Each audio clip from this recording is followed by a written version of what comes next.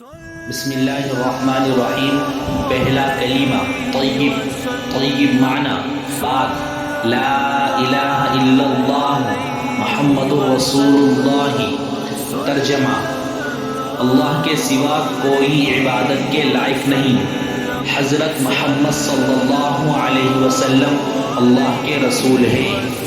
دوسرا کلمہ شہادت، شہادت معنی گواہی دینا، اشہد ان لا الہ الا اللہ واشہد ان محمدا عبدہ ورسولہ۔